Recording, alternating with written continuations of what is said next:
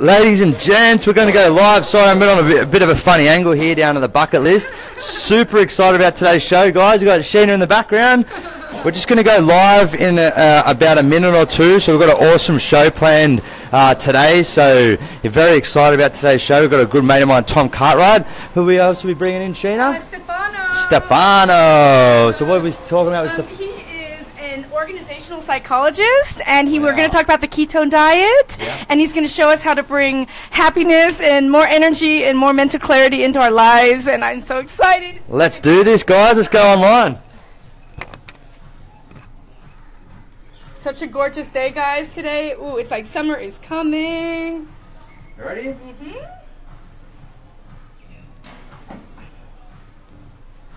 I'm going to start standing from now on because when I sit down on the chair, I'm too short. Oh, okay. And I know that. I know that for now on. I like you. And I've got my 9-inch heels on, too. Yeah. Let's roll. 3, 2, 1.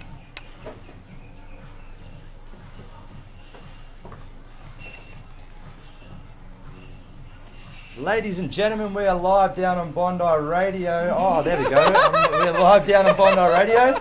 Do it again, buddy. Do it again. We're getting Do it again. Can I just go? I'll go straight into it. Ladies and gentlemen, welcome to the Weekend Wellness Radio Show. This is Liam Zollo, your host, and I'm with my beautiful, awesome, stunning co-host, Sheena Alexandra. How you going today, Sheena? So well. Thank you, Liam, for that wonderful introduction. No problem. I was doing the whole introduction really passionately. I wanted to get it right today. I was so focused on getting it right that I forgot to put the mics up. That's okay. That's fine. We got there. Yeah, we got there. We always get there. We always get there in the end. We always get there with flying colours and better than how we expect. So before we start, did you press all the knobs properly? And are we recording? And yeah. Well, I think so. You keep talking, and I'll see if we're all good. Okay. So. Well, I'm just going to have to start today by saying I come in peace. I come in peace. I don't mean any harm. I don't want to piss anyone off. But unfortunately, this week, I've lost 2 Facebook friends. Oh, you lost Facebook friends? Yes, oh, I lost 2. Good riddance. Oh. Get rid of them. I mean, it's never fun being cold. It's never fun being cold. But when it's just so obvious and blatantly in your face over something that is really, silly, I just wanted to say, let's reiterate why we're here, Liam, and Yeah, well, I mean, we're here to make a positive difference. I mean, our tagline is education, wellness, quality wellness, education, and entertainment to help you build more of a confident, fearless, inspired version of yourself. Yeah. So we're here to really give you that fearless attitude and that inspired attitude through a bit of education and entertainment. That's what we're here for. Absolutely. And some of our opinions are not going to gel with each other and with the audience. As a manager, I'm a manager at Fitness First now. I realise that you can't keep everyone happy.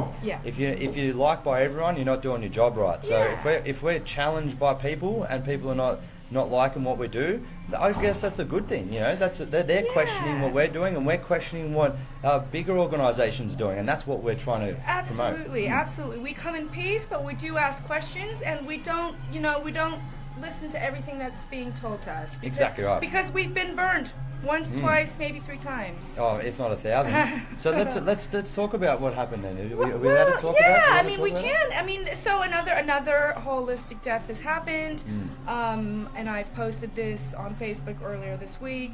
Now, I mean, I don't know if these are related. I have no idea. All I know is that they keep happening, and they've been happening over the past 2 years, and not very many people know about it. And it's now starting to go, quote unquote, mainstream. People are starting to see. I don't even know if they're seeing there's a connection, but people are starting to talk about this connection, and it's causing a big stir about. We went off in tangents. Well, first I just said, I posted the post and I said another death, and then I also posted something about Justine, like the cop, from Minneapolis. It got hated on that Facebook, didn't it? Yeah. Let me just paint the picture on here. I got tagged in a post by Sheena about this another holistic doctor that died, and I haven't even had a chance to look at the article because the amount of people that were commenting on that post. That's all I kept focusing on. It just kept going back and forth.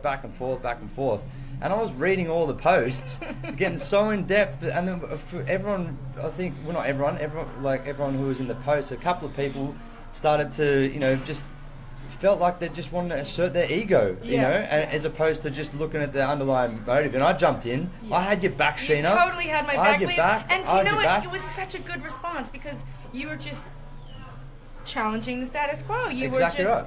There's no right, there's no wrong. We're asking questions, and that's it. Yeah, exactly right. Like, I mean, the guy was just, there was one person on there that was... He was a friend from high school. Oh, was he a friend from high school? This is a high school friend. Like, I thought he was just a troll. No, this is a high school friend I've known for over 20 years. And that's a silly I mean, thing. I always, I ended every message with love and with, you know, X's and O's to reiterate how, you know, how light we can be on this topic, but we just need to be aware. And I was shocked because I wanted to just dive a little bit more into him. Last time I saw him was at the 10-year reunion, like 25 years ago. Last year. Yeah, and blocked. Blocked. Denied. You blocked or he blocked? He blocked me. Computer says no. Computer says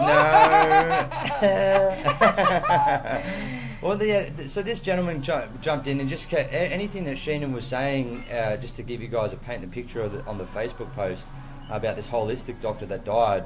Sheena just mentioned the article, and she started using language like, you know, I can't remember exactly off the top of my head what was said.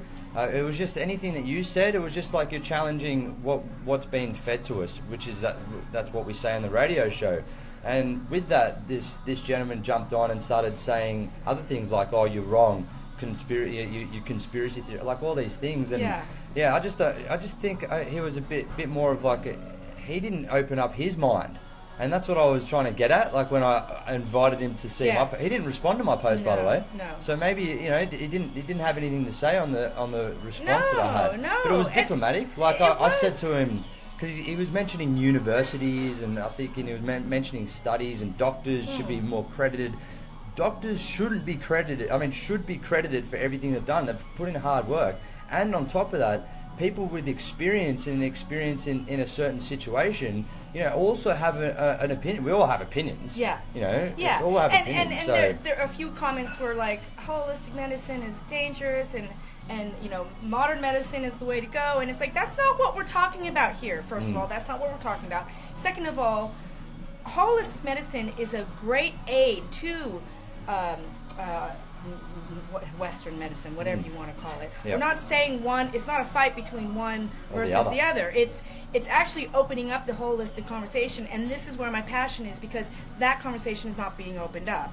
And that's the sweet spot of this. It's not one versus the other. It's let's bring them all in for options that anybody can choose, because everybody is different. And this is exactly what I'm saying. This is what annoys me about the universities thing. I know a little bit off topic, but we'll bring it back. We always bring it back. That's right. It just frustrates me with because I never went to university, and that's what I was mentioning in the post.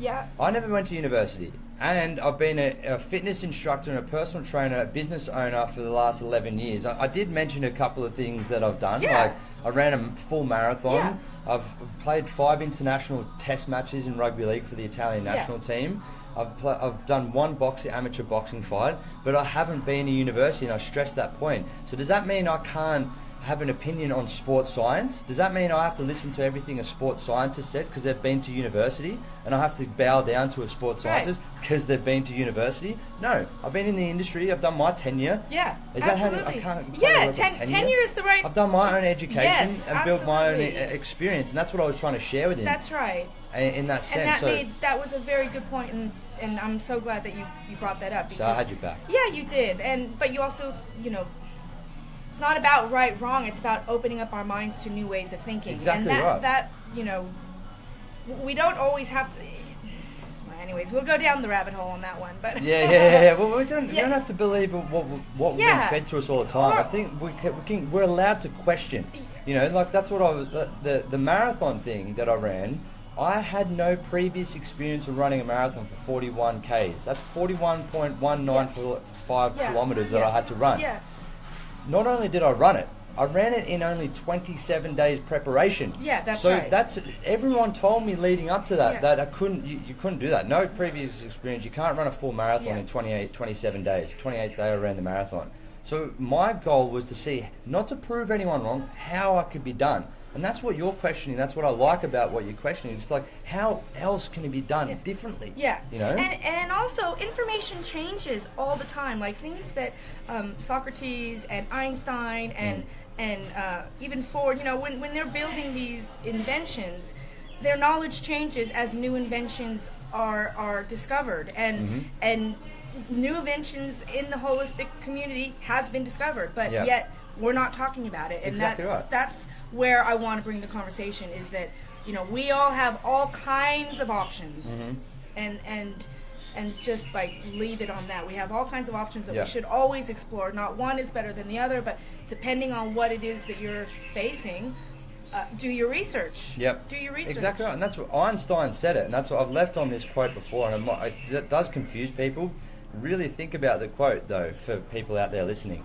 The world we have made as a result of the level of thinking we have done thus far creates problems at the same level of thinking in which we created them. So if we've got a problem, and we've only got that level of thinking at the same level of that problem, we've got to have a new level of thinking to solve that problem. Yeah. Does that make sense? Yeah, that's right. So that's what Einstein says. That's why you're saying information changes all the time. That's why science changes all the time. Yeah. That's why holistic doctors should have a place in their own education, because they're trying to learn something as well. Yeah. So anyway, that's a whole different rabbit hole, as you said. So you wanted to mention someone? Is that right? Well, we have the lovely Claire Halliday, who is an award-winning author, and she's written a book, Things That My Father Has Taught Me, and she was supposed to come into the studio today. She lives in Melbourne. She was supposed to be in the studio today, but we had some scheduling conflicts. But I just wanted to give her a shout out.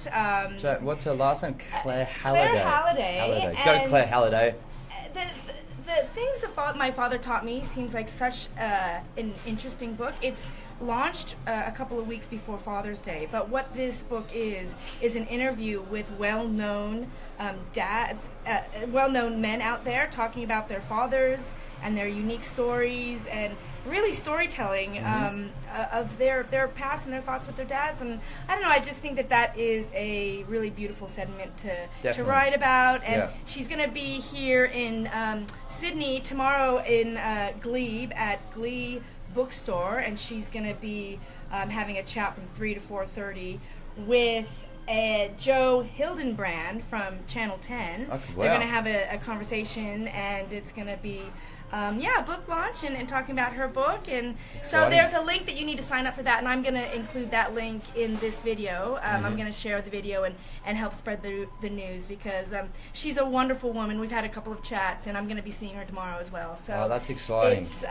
Things My Father Taught Me, and it's Claire Halliday, clairehalliday.com.au. Awesome. I reckon it's very insightful to go down that road to see what your father was like. Yeah. I mean, that's a great question. Well, and it's come off the heels of what my mother has taught me. So she wrote another book, which was a huge success, and she thought it would be a great idea to talk about it from the father's standpoint. I could talk about my dad for a lot. Oh my God! So what is your dad? So give me one thing that John has taught you.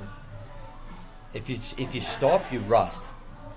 And I was like, what is he talking about? But as I get older, I realise if you stop, you rust. Yeah. If you stop, like there's other analogies out there that happens, like a plane's on the ground, it rusts. Yeah. If it's in the sky, it doesn't rust. Right. Yeah. So that means keep moving in the direction that we're meant to be moving. Yeah. You know, never stop. Otherwise, we get old and we get crinky and stuff like that. So that's what he taught. One of the biggest lessons he taught me. So that's it. I could keep going. Yeah. He taught me how to swear. Oh, right. Taught me road rage, but that's the Yorkshire in. No, but in honesty, he's been very, very supportive. If we're going on the dads, he's so supportive, such a supportive man. But he's rough around the edges. Have you seen him? You've seen him, obviously. He's so nice. He's such a lovely man. And rough around the edges. I don't see rough around the edges. Because he's on his best behaviour. Maybe because he's from Hull, or yeah, exactly, from Hull. All that's what it said. So he's from a tough area of Yorkshire in England. So he's still got that mentality about it. Like he's just got that tough man attitude, and he's so gentle and kind and nurturing, and I owe my life to him and my mum for obviously they're bringing me on this planet. Yeah. So he's they're awesome. huge supporters of the Liam and Sheena show. Where are they today? They brushed us again. They're meant to be outside, but they're not here. So they said they might come. And when someone says they might, that's a general means it's a no. So that's all right. They're usually here every week. So I'm very excited for them to continue to support us. Yeah. Well, my dad has been a huge support. I was going to ask that question then. The things that he has taught me, I'll just probably name maybe two. He's taught me about gold, the importance of investing in gold. He's a huge supporter, and I have a lot of articles that he's written and a lot of speeches that he's written that dates back to 1999 about how well gold is going to be in the next 15, 20 years. And I took his advice, and I made some really good money because of that. Really? Okay. Got to invest in gold. Yeah. So he also just teaches me about patience. Like he's such a patient person, and so my sister and I always talk about how wonderful my parents are, both my mom and dad. But my dad especially is just everybody loves him. Everybody loves him. He can talk to anyone in the room, and just very kind and interested, very interested in everything. Yeah. And you need that dad out there to be like that. Just knowing that they have your back. Yeah. It's just there's something about that. Just knowing that they have your back. Yeah. Even though they pick, I'm picked on because I'm the youngest. Yeah. Like in a good way. No, not feel sorry for me. It's a good thing. They just pick, like last night I went to dinner and dad's picking on me and saying things, but he's just such a supportive person that I know that if I call upon him, he's there. Yeah. And that's the biggest message I'm going to give to my kids. I'm always going to be there. Yeah. If I wanted to kick the footy at the park when I was 10 years old and it was 8 o'clock at night and the lights are still on, he'll be there until the lights are off. Aww. Just stuff like that. And I'm like, I'm going to do that. Solid. Just a solid human being. Yeah. But anyway, so I brought him on the show when you were gone as well. Oh, yeah? I said, Dad, are you going to be on the show? He goes, I don't want to come on the show. He goes, I don't know what to talk about. I go, just give me 2 minutes. In the back of my mind, I needed him for half an hour. I couldn't even get him off the mic. It was 45 minutes later. He was still on the microphone. Yeah. So something to do with this booth. It's kind of addicting. Just it's very addicting at the water and yeah. So who are we bringing in today? Yeah. So Stefano. Oh my goodness. Stefano. So I am so excited. He is an organizational psychologist. Wow. He's got his master's degree in that. So I don't know what that is, and I'm very interested in learning more about that. But he has been his main passion is fitness, personal fitness, and the ketone diet, and all about that. Now, so I am a little bit confused if that's the same diet that you are also talking about, or if it's different, because he says keto, K-E-T-O, and you say ketone. I use the supplement keto-S, but when I refer to ketones, that's like the little I don't know, the cells that you would have in your liver that are produced. And when you release ketones in your body, and they get released in your body, it's just like this.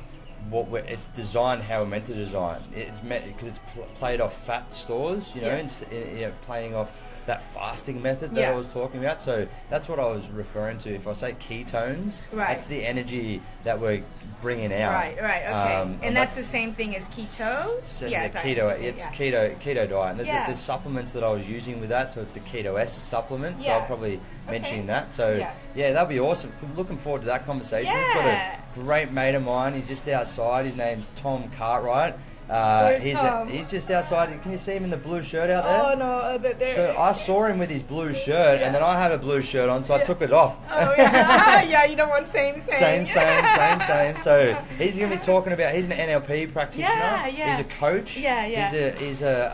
He's mainly focused on helping people with addictions. Yes, I know. Very interested in having this conversation. Yeah. There's a funny story that Tom and I have to tell you about. When he comes on, we'll share the story. I've got you.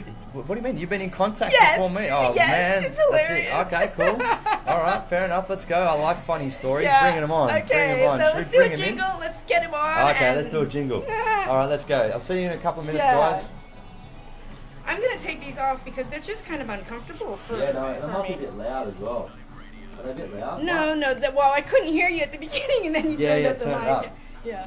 Oh, wait, are the mics down, actually? No, it's all right. They're off. Okay. This one, I understand what you're talking about now. Remember how you were saying you had the earphones? I don't know if it's the different plug, but this one seems to be so echoey and loud. Yeah, okay. You know, so even is that one yours? That one's yours? They're mine. Yeah, okay. yeah. So these are my spare ones actually, because I forgot one. Jump in, man.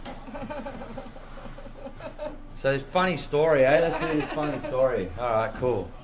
Didn't know you were backstabbing me. Funny stories. Hey, this is Sheena. This is Tom. Yeah.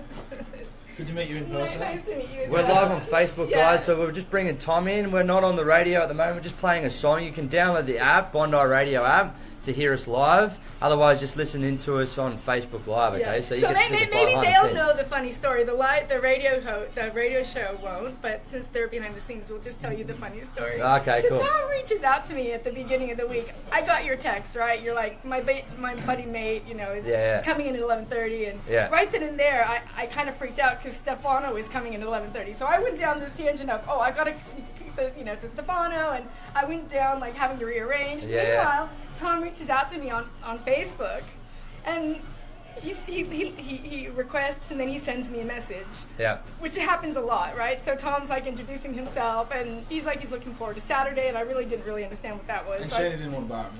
Oh, really? No, and I just, I didn't know how to handle that, so I just kind of like threw it under the table, and we have some connections. Oh, really? And he said that we had a connection, and I'm trying to figure out, like, who is this person? And we talked about this guy named Darcy. I'm like, well, I haven't really finished Darcy's book, and maybe he knows Darcy, so I'll have to just keep this really light. And then he tells me again, a couple days later, so I'm really looking forward to Saturday. And I'm like, well, what's happening? It's Saturday. And then I was sitting there going, have I got the wrong week? No. And I said, are you really excited to listen to the show? I'm like, we should bring you on. I'd really like to learn about addictions. And he's like, I think I'm coming on the show. I'm like, oh, that's awesome.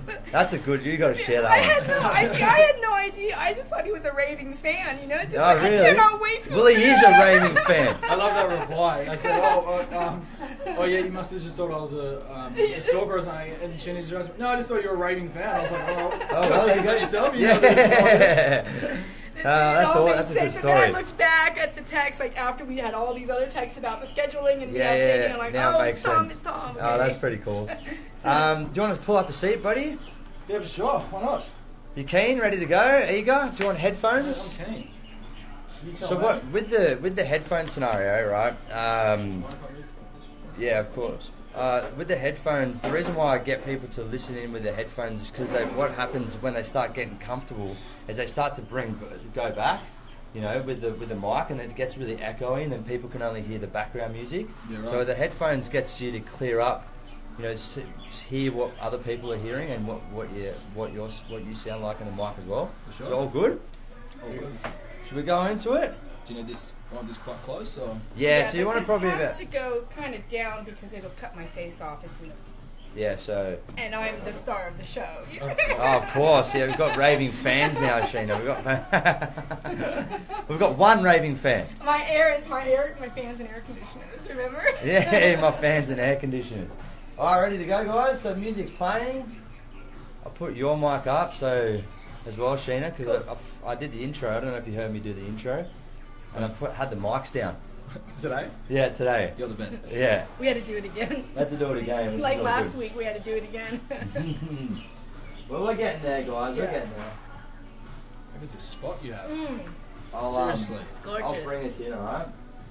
Yeah, Liam, I think you need to kind of bring yourself in too. Like, hold on. We don't want to cut you off. So, Tom, come this way a little bit, yeah. Ladies and gentlemen, this is the Weekend Wellness Radio Show. This is Liam Zollo, your host. I'm with my awesome co-host, Sheena Alexandra, and our guest, Tom Cartwright. Super excited about our conversation. Are we going to share this story that I've just heard on off air? Sheena getting too big for her shoes, is that what it is? We're both getting too big for our shoes. We had the highest rated show once, and now we think we've got raving fans. We do have raving fans. We do have raving fans. We've got Tom Cartwright in here. Should we share the story? Yeah, well, Tom... just quickly. We'll go through it. Okay, so Tom reaches out to me at the very beginning of the week, and he friends me, and he tells me that he's really looking forward to Saturday. Yeah. And that we have some friends in common. Yeah. And then he was talking about some friend that we have in common. And I was just trying to connect, be a professional human being. Yeah, exactly right. Yeah. Looking forward to it. Exactly right. Exactly. But meanwhile, this happens all the time. I get friend requests and people reaching out to me all the time. So he was just somebody else that I, responded to, and I kind of ignored the whole Saturday bit. I didn't really understand that, and I just, flogged it off as well. Who is this guy? Who's this crazy guy? Who's this guy? I see you. What did he say? Oh, he didn't say that part yet. Sorry. No. I felt this person I was connecting with just got a lot of friend requests, and I was just one of a number of 100 probably. Don't you know who I am? Don't you know who I am? She's Sheena Alexandra. And I know now. You know now, yeah. He just kept saying, "I'm looking forward to Saturday," and I said, "Oh, are you going to tune in?"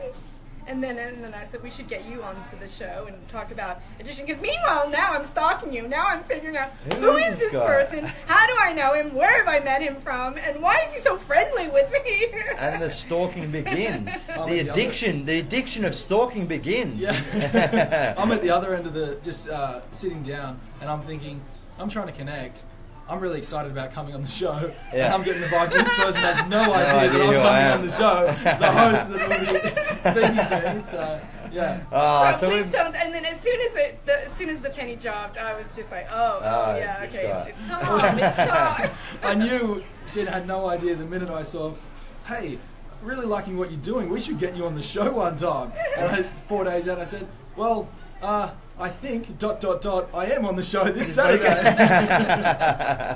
Oh, that's good. That's a great story. I'm super excited that you guys made that connection. Now you're friends on Facebook. Now we're friends. And I've stalked him. You stalked him? I had to figure it out. Exactly right. Well, we're all stalkers. When he said Liam Zollo, that came out of left field. I had no idea that it was that connection that was going to bring us together. And power of visualization. I wanted to talk about addiction, and here we are. Exactly right. Here we are talking about addiction with our man Tom Cartwright. So I wanted to bring him on the show because we've had many chats together over the phone. My first ever podcast that I was bringing out from Yamba when I was living up there, it was Tom Cartwright. And then we did that fitness summit, and I asked him to come on board, and then he talked again. I just see so much value in what he talks about that I had to bring him on the show.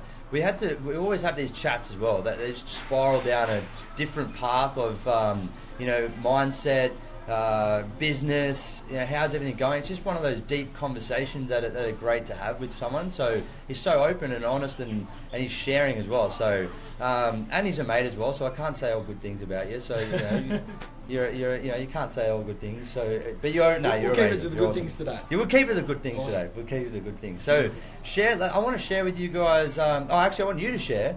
What is it that you actually do? I know we're talking about mindset and addiction. So what is it that you actually do, Tom?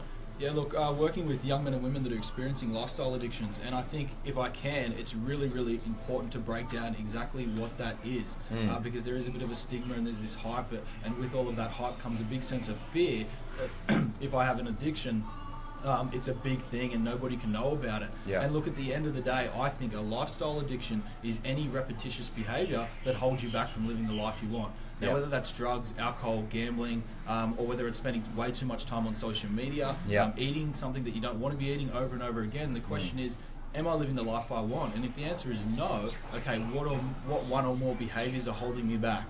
Yeah. And then you can make a conscious decision to let go of it. And if you can't let go of it, then I would say then you have an addiction to something. Yeah, that's it. That answered my next question already, man. Because I was going to say, what's the difference between being, I think we all have an essence of OCD in some ways, or that addiction that we're going through. So what distinguishes that? And it's good that you mentioned the last part. If it doesn't serve me, or it doesn't serve everyone around me, then that's an addiction that's leading to a more of a negative space. Yeah. Yeah. If I can share, I had a conversation with someone this week that called me up, and they actually they admitted that they only really called me to get someone off their back that wanted to get some help for them.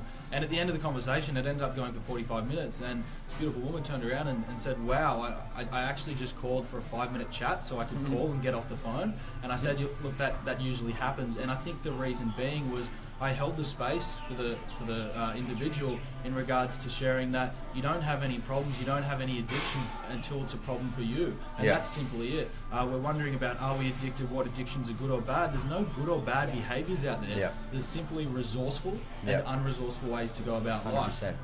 And look, I'm not here to share what ways are good to go about life, and if you should remove different addictions from your life, it's simply it's your life. YouTube, that's an addiction for me. I'm always on YouTube. Can we just dive into addiction and what addiction is? I mean, it's that little voice in your head that continues to do the act that's not serving you. What is that? Like, is it an angel devil? Like, what is it? Just a reoccurring thought that you just need to break the cycle? Like, what? Can you dive into what addiction is?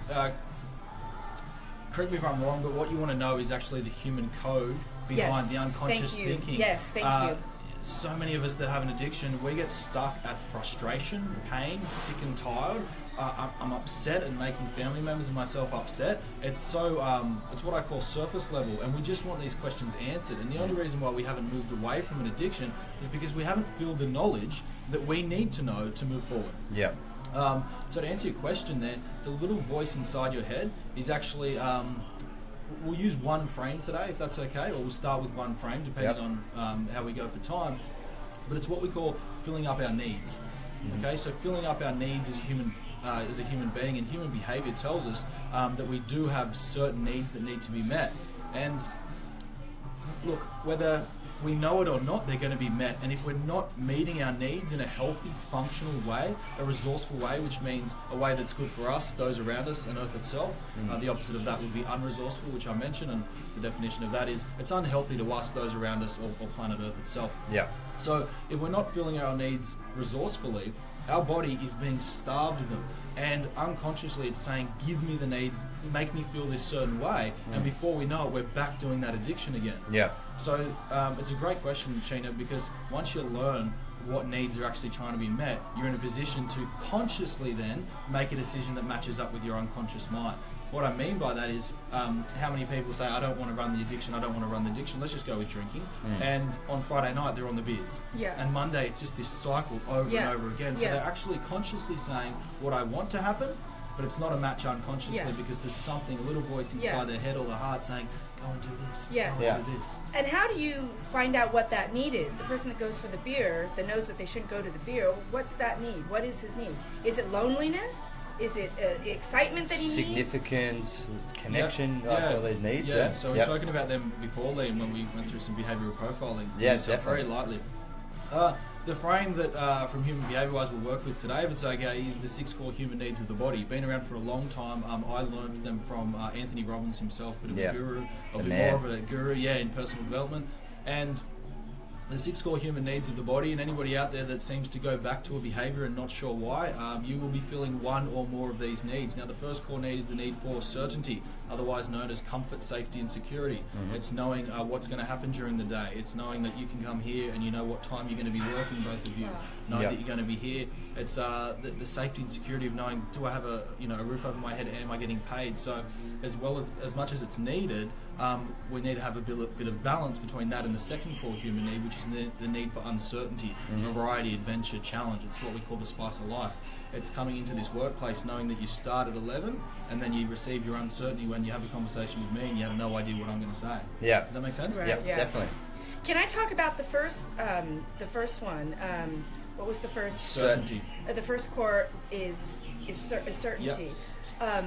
And repetition. Sometimes people find that in their addiction, because it's so repetitive, because it feels like home, because it's something that they've been doing day in and day out. Yeah. Can you talk a little bit about that? Does that make sense? Like, yeah, it does. Look, what happens is it begins like that, and then it just becomes what we talk about habits, and it's just a formed habit of certainty. And often, someone that's running a habit that does gain so much certainty from this habit, it's where they're gaining their certainty from in life.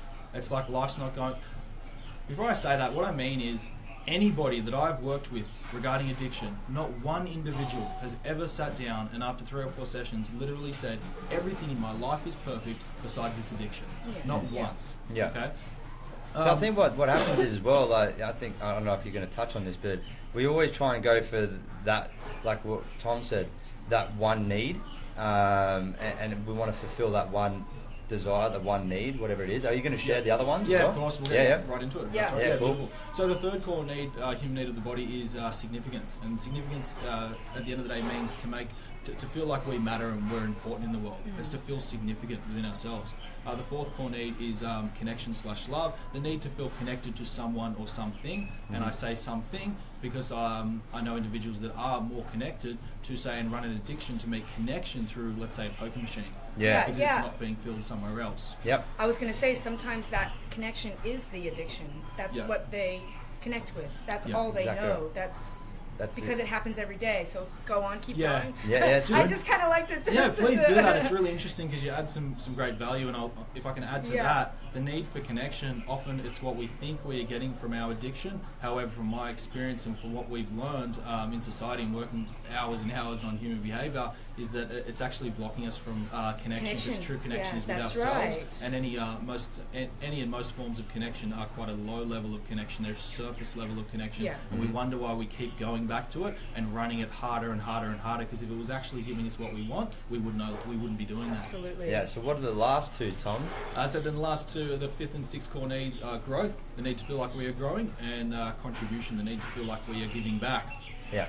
So they are the 6 core human needs of the body. Today we'll be focusing and really that's going to serve a lot of individuals out there that are struggling with different addictions. It will be the top 4 core needs. They're what we call personality needs, whereas growth and contribution, what we would call spiritual needs. And from what we've seen, it's the top 4 core needs that are being met through different addictions. We're not actually at a level to be of service and to be of contribution, because we are quite addiction and self-focused at the time. And on that as well, like I always focus, and I think you just touched on it then, the growth and contribution. And then what happens is, I don't know if you're going to share this as well, if you focus on those, then the other 4 needs will be met. Yeah, very well said. It's a big gap. If you're running certain addictions that are holding you back in life, there's a big jump from there to suddenly serving others and being of value. Reason being, more often than not, the need for significance is not being met. Your need to feel like you matter and are important in the world is not being met to the level that you want in other areas of your life. So your addiction is filling that. So to jump from a polar, an opposite, and then all of a sudden be of service to others. But at the end of the day, the quickest way to live a healthy, happy, resourceful, specific to you life is to aim for growth and contribution. Yeah, definitely. Well, aim for contribution, then for growth, and yes, the others will be looked after. And then, and it's good that you mentioned that as well, because that is the difficulty. Like, who wants to just start growing and contributing? Like, why the hell am I going to give to charity when I'm not feeling, when I'm feeling empty in myself? So it's getting people to switch that mindset. So is there? I know we're going to focus on the top 4. How do we do that? Yeah, of course. Well, the first thing to do is actually figure out what needs are being met. I was just going to say, do you put somebody through a questionnaire where they fill out these questions and fill out the gaps of... Or is it more of an intuitive thing? Look, it's definitely conversation-based relationship coaching, so it's to figure it. But like literally, as I'm talking to the viewers and the members listening right now, you will be able to figure this out and quite quickly for yourself. If you're vulnerable, which means if you are willing, you don't have to talk to anybody, but right now if you're vulnerable to let your ego down and just ask yourself, what needs is my addiction fulfilling? And it'll either be, security, safety, comfort. It's going to be uncertainty. I'll give you a really clear example. I know an individual that has is in a career that is quite boring for them. It's the same repetitious behavior over and over, looking at a computer screen, and he wonders why on a Friday night he goes out and doesn't come home till Sunday. Now the reason being, he has way too much certainty. He's got so much certainty, and there's no spice of life during the week. The fastest way to meet your need for uncertainty is actually through drugs and alcohol, because you never know what's going to happen. Exactly right. Yeah. Wow, that's deep. It's true though. Yeah. Like, and especially in the society that we're living in now, work harder, and we just need to let off that steam. In some ways, like, and to have that sense of uncertainty. So that's good. Is there any other scenarios? A really good way to look at it that we found is think about your 6 core human needs, and think about them as if they each have their own petrol tank. Okay, and as you go through life and you're driving your car, you need to fill up your petrol tank, otherwise it doesn't work well. In life, to go through, look after yourself mentally and physically, you need to fill up your petrol tank, your needs. Okay, so if variety spice of life isn't being filled, it's going to be drained so long. And this is where the difference between conscious and unconscious thinking comes in that you asked me. It's not being met so much, so then your unconscious mind makes all the decisions. Yeah. What I mean by that is your unconscious mind is actually it's the captain of the ship. It's the it drives you everywhere. We think we are making decisions consciously, but unless our unconscious mind matches up with that, the decisions aren't made. As you said, I'm going to go to the gym tomorrow at 5 a.m. It doesn't happen. Why not? Yeah. It's like the conscious mind is what you're saying. It is what I'm saying is like, I'm going to go to the gym tomorrow.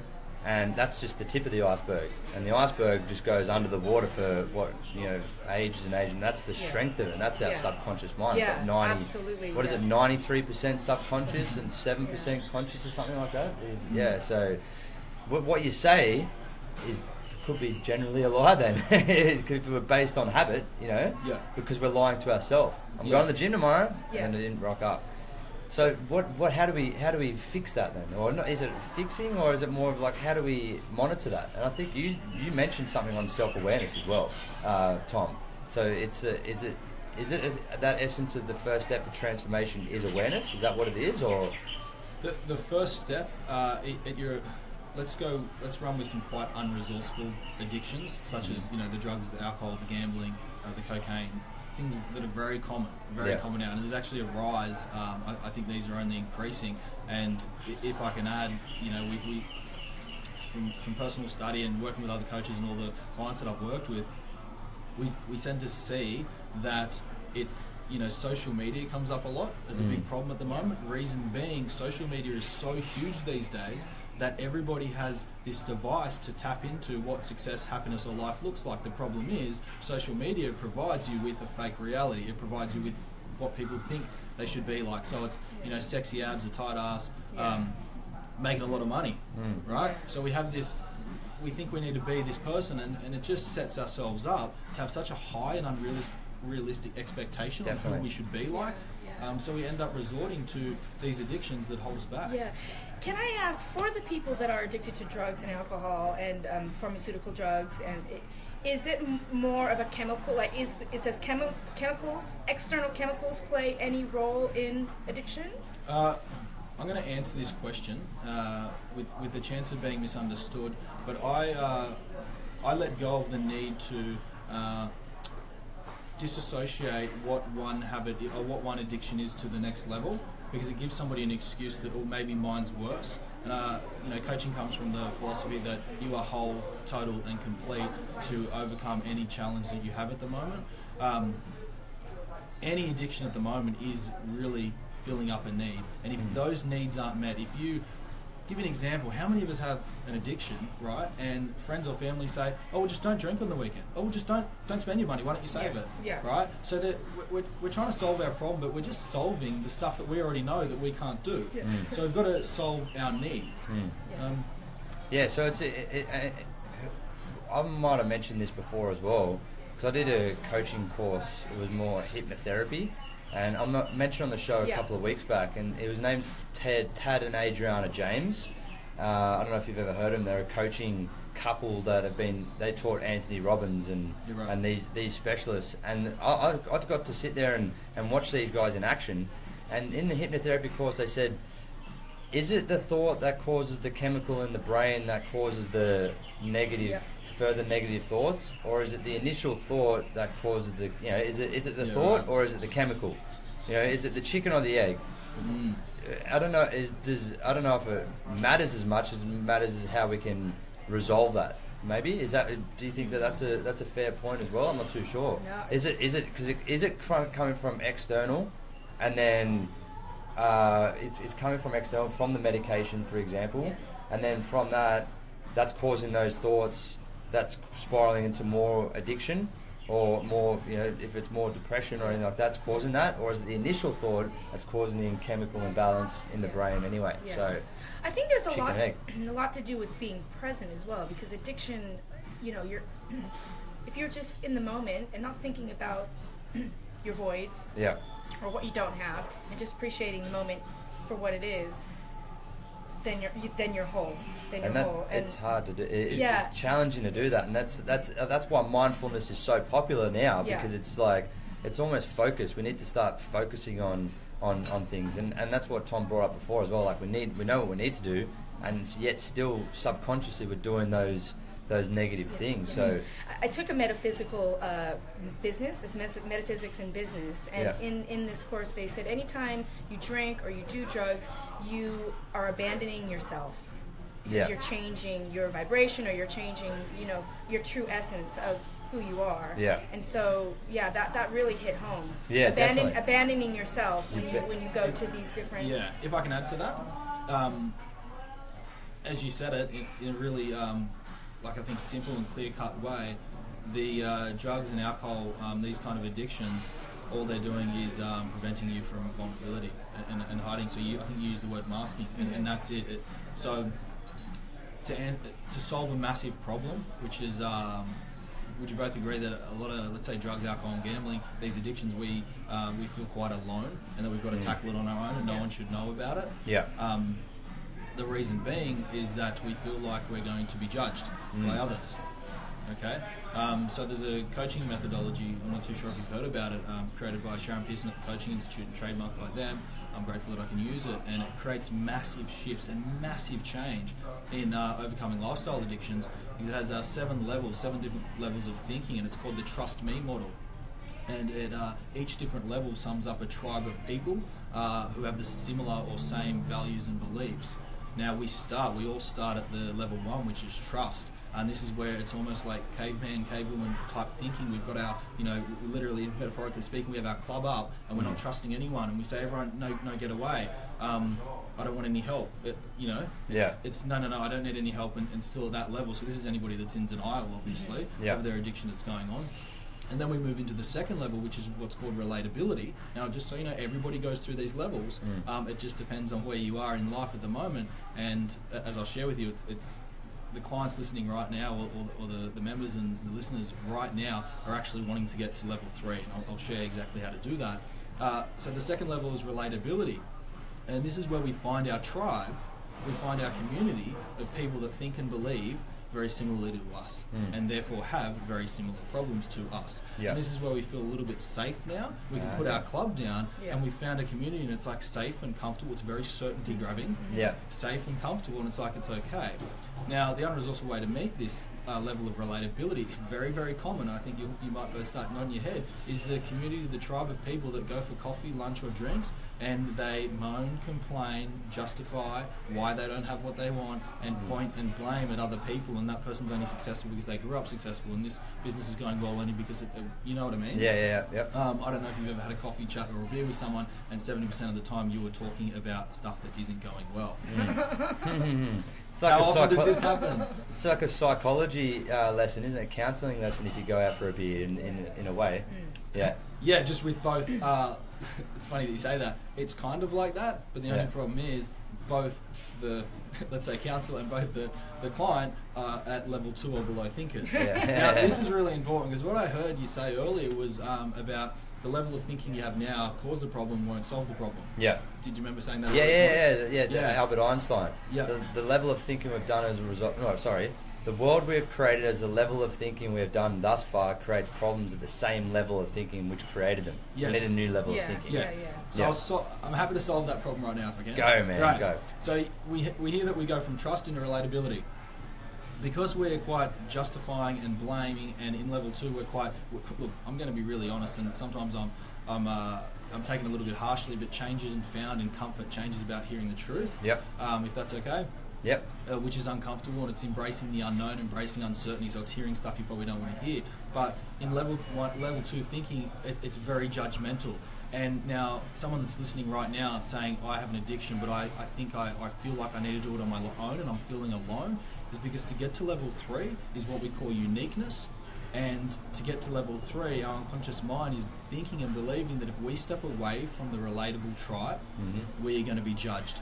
Yeah. And it's we only think that because we know we were judging everyone that was in, when we're doing drugs and alcohol and it's the fad, we point at the other people that don't do it. Or like, why don't you come into the pokey room? Like, come on, we could just get $50 out. And if they don't, it's like, oh, how many times do you go to the pub and someone's like, do you want a beer? Yeah. And it's like, oh, I don't know if I'm drinking. And it's like that manipulation. Yeah. So that really, at the end of the day, is being judged. That some people and some mates of mine, that becomes their main focus of the night, to get me drinking.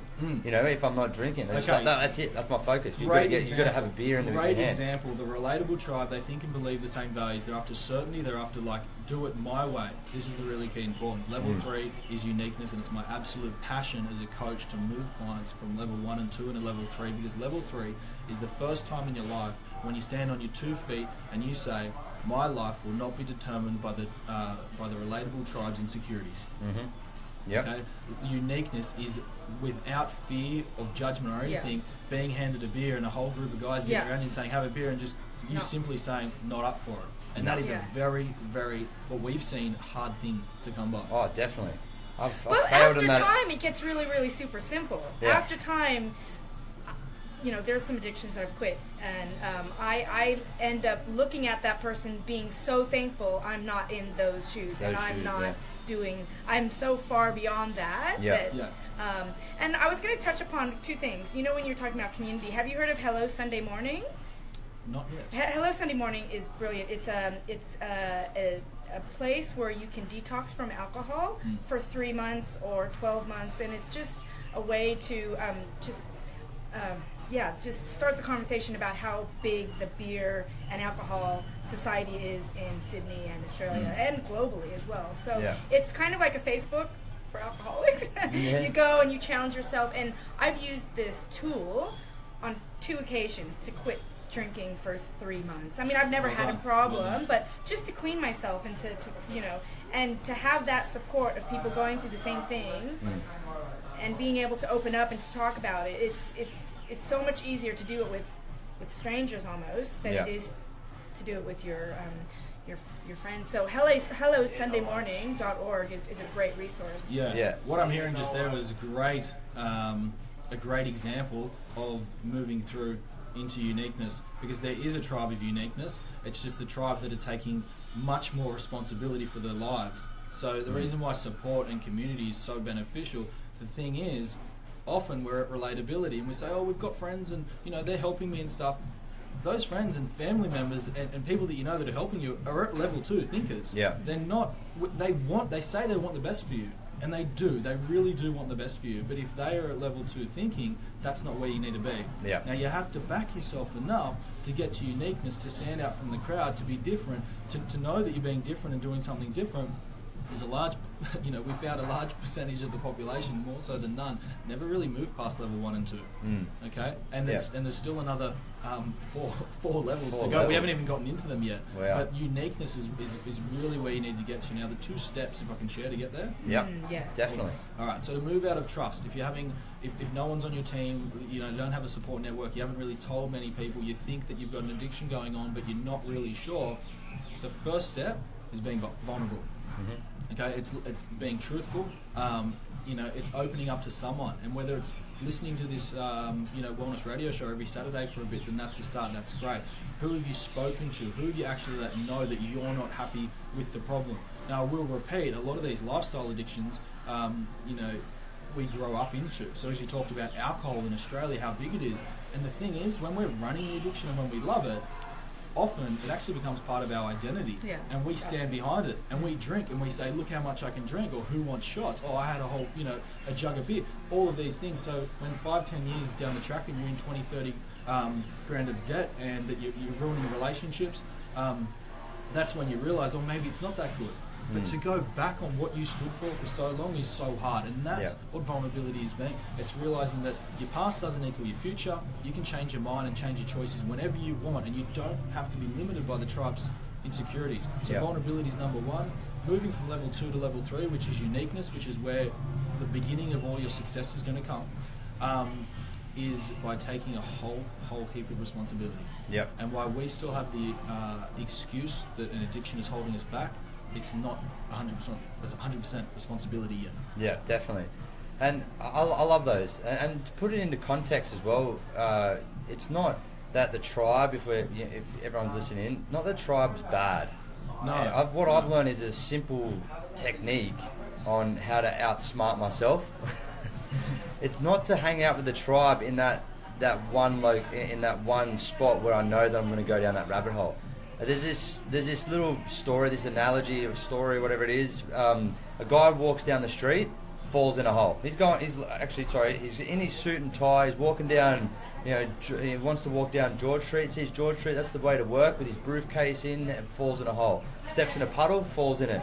Damn it, work my new shoes, all that stuff. Goes in the next day, he goes, there's George Street there. I think something happened bad yesterday, but I'm going to walk down that street anyway. Falls in a hole. Third day goes, I know I'm going to fall in that hole, but I'm going to go down that road anyway. Falls in the hole. Knew he was going to do it, falls in the hole. Fourth day, what does he do? Looks down George Street, walks away from George Street and goes another path. Right. So it's about knowing with the tribe, it's not like, I'm going to delete all my friends off Facebook, or I'm going to get rid of you all because you're all bad influences on me. It's like, no, I'm going to hang out with those people in other situations that are going to serve me best, where I can have those vulnerability conversations. And if they don't want to have those vulnerability conversations, then we move on. So it's outsmarting yourself. Yeah. One of the biggest, just to add on to that, it's amazing, thank you for sharing that, really well said. No worries. One of the really scary things when we talk about identity, especially if drinking, drugs or gambling was part of our identity once, and it still is, but we don't really want it, is definitely that moving through the levels can never be about judging or blaming. So when we talk about getting to level 3, 100% responsibility is also not turning around and saying, well, I'll delete all my friends, because that's actually saying something outside of yourself is causing the problem. Mm-hmm. Now, by changing your environment, where you live, who you spend your time with, whether you put a lock on your bank account, changing things outside of yourself will get you some certain results. They'll be short, and that'll be about it. Yep. The true change is what we talked about earlier, which is meeting your needs. And just to remind you, it's one frame. These are 2 frames now, coaching frames that we've talked about from a large list. But as you said, it's not about judging or blaming, because if you think you're moving to level 3 and you're still judging and saying, oh, but it's because my family were drinkers or gamblers or because of my friends, well, then you're actually not. You're still at level 2 thinking. Does that make sense? Yeah, exactly. It's being vulnerable, taking 100% responsibility, and saying no matter what is going on around and outside me, I make a decision. The responsibility thing, I've been thinking about this week. It's funny you brought that word up, because I've been wanting to speak about that word.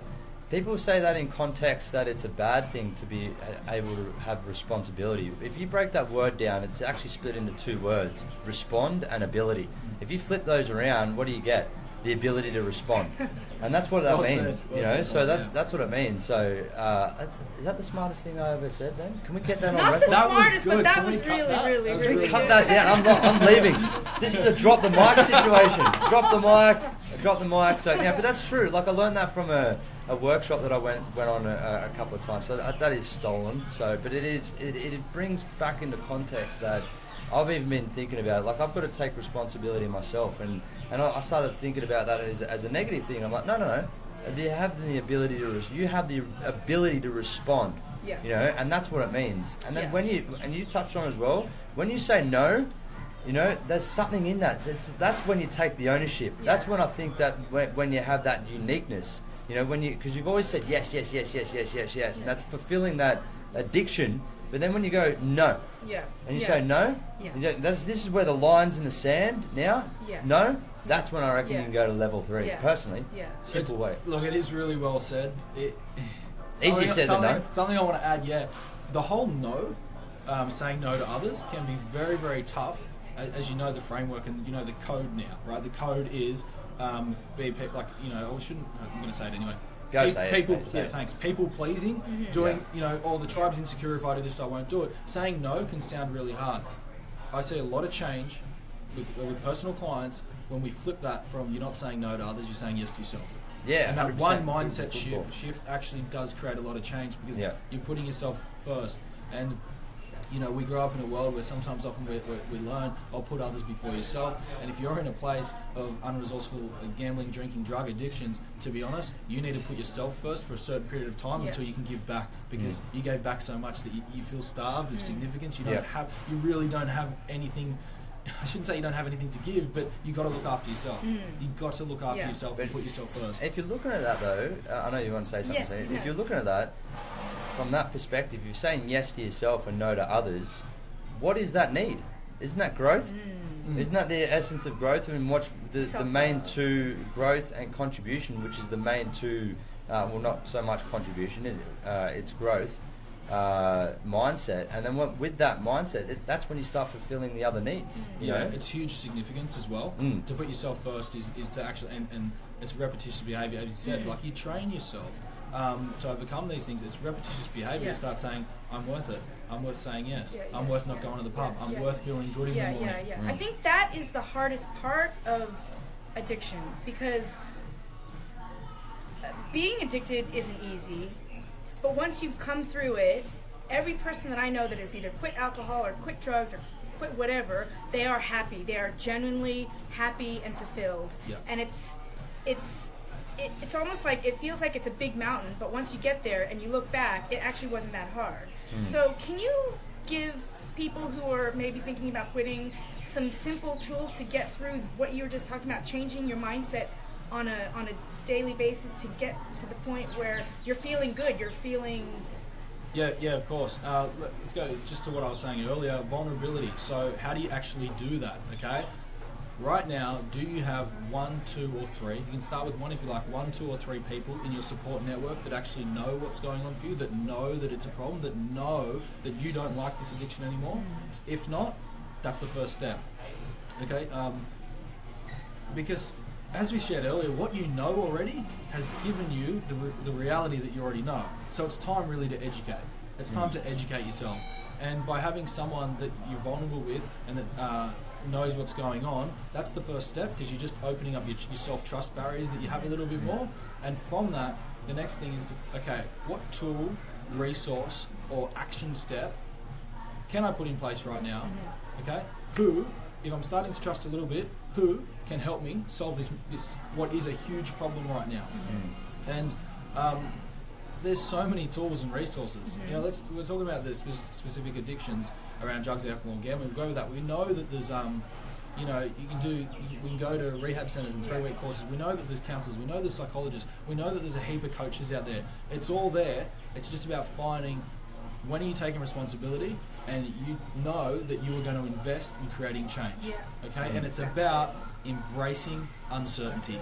Because right now your addiction gives you a whole heap of certainty and comfort and safety, and at the end of the day it's unresourcefully meeting your uncertainty, because the way to meet uncertainty is actually drama. And drama is being hungover, drama is fighting in relationships, drama is calling Commonwealth Bank and trying to say, oh, can you give me an extra loan, like can you do this? It's all drama. It's all ego too. It's exactly all ego. Right. Once you take that away and just become present, it goes away. Definitely. One of the things you said was that everybody you've met that's overcome a certain lifestyle addiction feels great about themselves. This is what's, now that I've kind of been given permission, if we can go into level 4 of the Trust Me model. Go, man. Yeah, awesome. So once we get to uniqueness, we're embracing uncertainty a bit, we're taking responsibility, and we kind of, it's scary, but it's a bit of fun, and we know, wow, I can actually do this. You start to feel good. You start to feel it. Yeah, so then we get into level 4, which is what's called sustainability, okay, and it's structure. And it's going, this is what I need to do to break the habit. So I need to speak to my coach, for example, and then I need to do the exercise. Then on Friday night, I remove myself from that tribe and I go to this tribe. Because you don't have to just, one of the big scary things is, oh, I'm going to lose everything. I'm going to lose my identity if I stop drinking or gambling or doing drugs. I'm going to lose everything. Well, to help you out, a really key step is to, why don't you gain something? Which is what you're doing by tapping into, let's say a coach. You're tapping into saying, I've got someone else in my network. I've got a whole heap of unresourceful that might not be helping too much. Then I've got a coach. And maybe that coach will put you in contact with a group. And then maybe you'll do that group that you were talking about. Hello Sunday morning. So, and you just start moving, and it's a really big, it's a big identity shift, but over real, much smaller and implementable steps. And this is where your structure's formed. Now after structure, you actually start to get a little bit excited about who you actually are and what you're going to achieve. And you get into the 5th level is what's called tenacity. And that's where you're standing on your own 2 feet and you actually go, bring on the, insert emotional language here, bring on the problems. Bring on the effing problems. Yeah, bring on the effing problems. Effing. I've missed a couple of letters out there. So bring on the effing problems. And it's you. This is actually where probably for the first time in your life, your character is built. Yeah. Because your character isn't built when everything's going and you're doing the drugs and the alcohol. Your character's not built then. Your character is built in tenacity. When you say, bring me the problem, watch me handle it. Watch me go to a gaming room, stand there for 10 minutes, look at it, and not put $50 in. And you'll walk down another one, you'll go, I can do it again, I can do it again. Watch me go to a party or a wedding or an engagement or an 18th or whatever it is, watch me go there and spend 10 minutes there and then leave because I'm a bit fearful, and watch me go to the next one and spend half an hour there, and you just start asking for it and you're going, I'm in control, I've got this, oh my, what's going on, and tenacity. And you really just bring it in, your character's built. That's when you start developing, you realize you have so much strength, you know how much you are embracing uncertainty. And I was going to say, by that time, if you were addicted to drugs and alcohol, you probably are feeling clear and energetic. Can I ask, for the people that are addicted to porn or gambling, is there a withdrawal period that you go through? You know, you have a detox period with drugs and alcohol, but is there a physical withdrawal period for any of the mental you're shopping, gambling, porn, whatever it is? I would answer that question with the best that I know so far, and that would be, it really is each individual. There's no compartment for someone with an addiction to fit in here. I wouldn't say. There's no compartment. This is for you. This is what's going to happen. I'll give you an example. I worked, with a client, and 8 weeks later, never touched a drop of alcohol again. But then I've worked with another client, let's say, as you asked, gambling, who it's been 6 months, and they're 2 months off paying off 15 years worth of gambling debt for the first time in their life. But this is really important because it's something you brought up before. It's at the end of the day, and I think it's what you mentioned on. Yes, we're excited about solving the problem at hand, which is letting go of the addiction. But what really, really gets me going is the feedback that, and I heard this last week off this client with gambling, Tom, it's great that I'm paying off all my debt, but I've just realised that it was never about the money. So it's about the needs, because the client is finding needs somewhere else. So it's a slower journey in actually moving from here to here, because if you just remove the problem, another problem will surface somewhere else. Does that answer the question? Yeah, that does, absolutely. Yeah. So it is individual, it's for each individual. And I think it's really important. I'm going to share a definition or something that's going to really help if you want to take it on, but success is personal, so don't compare yourself to others. Exactly right. Because Jack got help with his addiction and stopped in a week, and it doesn't work for you, that's okay. It's it's for each individual. If you quit for pokies for 6 months and then you go back and you drop $1,500 in there, it's okay. Keep showing up. Your job in life is to show up, to tap into the resources. Keep showing up. You've got this. I heard a good quote: "Never quit quitting." Never quit quitting. Well said. Well said. And it's actually this mindset. I don't know if you know much about stoicism or stoic mindset. It's very stoic mindset. I have a book on stoicism. Talking about my YouTube addiction has actually been feeding my stoicism knowledge now. So I think my YouTube addiction is actually not a bad thing in a way. It's serving me. And I think it's also about it's very commando-like if you really look at it. There's an essence of because I spent some time with some commandos. I spent about 60 hours with them, and we didn't sleep for 60 hours. And I was part of the South Sydney Rabbitohs when I was a rehab conditioning coach, and they put us through hell. I mean, you don't have to go through this process to realise what we're learning. You can get a coach like Tom that can do that in that sense, but we had to go through it physically. And what they did is they broke us down, because with no sleep, pushing us to our absolute limit, climbing, carrying a truck, which was like 5-10 ton truck with 20 of us at like 1 a.m, and then jumping in and doing like a kilometre worth of swimming, and then 3 a.m, jumping up and doing a 10k run, and then after 10k run doing a Tough Mudder style thing, and it just kept going and going and going and going.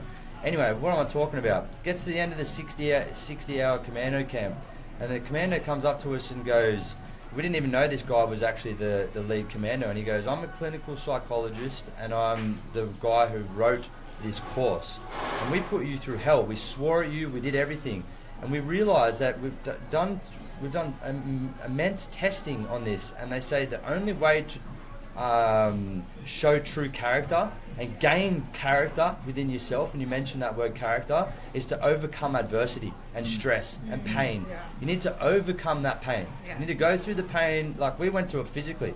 I mean, I was on the verge of tears, and I didn't even need to be there. I was part of the staff, but I chose to be there, and I chose to be in that because I wanted to see what they felt. I want to feel what they felt, and we literally built walls about the size of us with sandbags. We had to fill the sandbags, tie the sandbags, fill it up, and then what would happen? The commander would come down. He goes, "I want the wall this tall. We'll build a wall this tall because it was like a bunker." What did they do? All the commandos, after we built the wall, knocked it straight down, built it again, boys. And this is like 5 a.m. And then boom, boom, boom, boom. We had to go through that process. Now, you don't have to go through that physical, mental torture, but it is quite, it is quite commando and stoicism in a way, because it's taking ownership of yourself and realizing that in order to overcome this, in order to show my true character and build strength through character, I've got to overcome this adversity and stress. Yeah, well said. If anybody wants the key, the 2 words to doing that, that's what we like to call delayed gratification. Delayed gratification. That's where we get the instant gratification through the social media, isn't that right? So yeah, it's great. It's great. So what you just said then. Yeah, go. No, you go. Instant, you're too kind and just butt in and say what you want to say. Swear and say what you want to say, right? When you say that's where we get the instant gratification. Social media, really big one, right? Instantly feel connected with someone, because going out, having a coffee, setting dates is delayed. Instantly. So connection, a lot of people meeting their need for connection on social media, but then at the end of the day, or when they get in bed, or at the end of the week, they feel a little bit alone. There's not someone, anyone that's, let's say, wanting to move forward in relationships. Where are you getting your connection from? Because do you know what I mean? But it's just not as resourceful to you. So how can you feel that need of connection resourcefully? Exactly right. I love it. So I was going to actually ask, so Tom, do you teach about addiction, or do you counsel people through addiction, or what is it? Because I thought you were also going to talk about NLP, and I wish we can have. We could have another conversation. We're going over time. We've got to bring Stefan. I think I'm really glad we talked about this topic. I think it's really important that we're talking about this topic, and we're going to invite Tom back in to talk 100%. more. But just about your coaching, is it coaching for addiction, or is it all kinds of coaching, or what kind of services do you offer? Yeah, of course. I'll answer a couple of the questions that were in there. One, yes, I am a coach. I'm a specialist in human behavior and personal development, and I'm predominantly working with men and women who are experiencing lifestyle addictions, which, as we've shared, can cause an array of problems. Reason being 2 things: skill set, and the next one, which is actually even more important, I believe, which is passion. Zollo knows my story, and I like to make it about the viewers, but if you want to know my story, and you shared a bit about yours, it took me 16 months to finally let go of drinking and gambling addictions. And I think that's the key. One of the things or reasons why a lot of individuals like speaking to me and clients love working with me is because I am very human and I'm very realistic, and we have a very deep level of relatability, which I think is really important. So you never quit quitting. Never quit quitting. Yeah. So look, it took a long time, and there was a lot of setbacks. Yeah. But as I shared with you before, when you get to level tenacity, and I remember getting to tenacity. Do you want a quick example? Yeah, absolutely. Because I think I'm talking about vulnerability, so I'm always I like to walk the walk. And before I let go of those addictions, I didn't actually coach and pay 1 hour to paid coaching, even though I was accredited and ready to go, because I believe so much in walking the walk and actually being the example that you want to see in others. Got to uniqueness, said, I'm going to let go of addictions, I'm going to become a coach. I was like feeling a bit fearful, and I'm like, I'm different. Started going out, mates would say, why don't you drink? Stop being a little this, that, and all the rest that you were talking about. And I was like, no, I'm not. And tenacity, the example is, I remember I still had that need to go, but I was starting to beat it, and I thought, how can I truly prove to myself that I don't need a drink in my hand to be comfortable, right, to overcome the anxiety. So I planned a trip with 8 guys to take them away for a 2-3 day weekend, which was about all partying, drinking, drugs, and I didn't touch anything. And I drove every night. And I got home, and this is the key. It's so much, yes, it's about solving a problem of addiction now, but when a client or someone turns around and says, it has been so much more than that. It is about me feeling like I am effing unstoppable. And that's what we see. So look. And you start to realize that time just passes. Like, it doesn't matter if you drink or do drugs or not. time's just going to pass. Yeah. Morning's going to come. You're Yeah. going to have a clear head in the morning. The guys aren't. Yeah. That's And that's exactly right. You just yeah. start to be. You handle Yeah. time. You just handle time. Yeah. Yeah. And you trust that life is going to continue. And this 2-3 hours or 10 hours, depending on what you're part. Yeah. Yeah. And if you've got that's We'll end. It will end. Yeah. And to answer your question with coaching, like really quickly, and this isn't the important part. The important part is: are you ready to step up? Are you ready to take responsibility? Are you in a position to finally say no to a heap of problems? And if you are, then yes, you can start working with a coach. Coaching is a conversation-based relationship where we rule out, we draw a line in the sand as opposed to, let's say, traditional type of therapy. And I'm not a therapist, I'm a coach. We draw a line in the sand, say, where do you want to go? Let's say, I want to live a life, without alcohol. If that's it, we get you there really, really quickly. And what you mentioned earlier, which was NLP. Yeah. At the end of the day, NLP, neuro-linguistic programming, neuro standing for the mind, linguistic standing for language, and programming. It's what I think a very good definition is the study of the excellence. It's a communication model to figure out exactly how we communicate and how we can reprogram quite quickly. If I can add, I'm actually trained in metadynamics, which as opposed to NLP, which incorporates a lot of NLP, but it was created by the Coaching Institute, and they use a framework called the Critical Alignment Model, which is actually the only research-based proven methodology. There's only 3 to 5, off the top of my head, 300 to 500 coaches trained in that, as opposed to tens of thousands in NLP. So I just want to let you know that that's actually it, as opposed to NLP. It's metadynamics. And look, this is a skill set. As I said, it's a communication model to break down unconsciously how are you thinking, and then how do you change that thinking. And that's what you want to invest in a coach for, to know. You invest to get the how. You bring the why. You bring the I'm sick of the debt, I'm sick of the relationship breakdowns, and all of that. And then your coach will give you the how. Okay, this is what we're doing, this is how we're going to get there. And so what, do you work with them on a weekly basis or a monthly basis? Are there groups? It's all one-on-one, either over the phone and face-to-face. Face-to-face is good, however, actually 70% of my clients are all over Australia. So it's Skype and over the phone. Exact same results we've seen come in over the last 4 years, which is great. Look, it's one-on-one, it's an hour conversation, give or take, maybe a little bit longer if I'm educating, like today I was educating. So it's about educating someone for them to finally have reason and meaning to why they have their addiction, and then helping them coaching, unconscious thinking, using all your tools, hypnotherapy, NLP, metadynamics, all these different models to get you there. Awesome. Last question then, where can we find you? Look, to be honest, as I said, I'm human. As you can probably tell from today, very vulnerable. No way. Very open. stalkable. Very stalkable. People stalk me. No, look, Stalkers. Jump on Facebook and add me. It's Tom Cartwright, CARTWRIGHT. Shoot me a private message, or once you even, accept and we're connected on Facebook, you'll hear from me. I'll probably touch base. He's very friendly. He's first hand tell you. And I'm used to a bit of rejection from Sheena here. Like, I'm too busy. Who's raving fan now? I'm his raving fan. I reckon you're both each other's raving fan. This has been really a great conversation. Thank you. We'll Thank you bring so you back much. on too, because I feel like there's more to talk about. Definitely more to talk about, because I want to talk about the addiction of emotion, the emotion addiction, of anxiety, of feeling certain ways. So there's another topic for another day. Look forward to that. Awesome. Thank you so much for your time, Tom Cartwright. We're going to be bringing in Stefano in about 2 minutes, guys. So stay tuned. And we'll be back on the Weekend Wellness Radio Show. Give it a jingle. Thanks for having me. Give it a jingle. Yay! Thank you so much. I'm going to turn off the Facebook Live. And that was awesome. Hey! Thanks for being with us, guys. I forgot that we're on Facebook Live. How you going, guys? I didn't know Jamie was here. How are you? Good, thank you. No way. Do one more photo. That's Jamie. That's Jamie, Tom's wife. Wife now. I'm gonna say partner. I'm sorry. Don't worry about it. It's alright. Yay! Thanks, man. Thanks, mate. Great. Right, that was awesome. That was the best one we've done together. Oh, great. It gets better and better every time we chat, Of course. Mate, thanks so much, but we'll definitely get you back.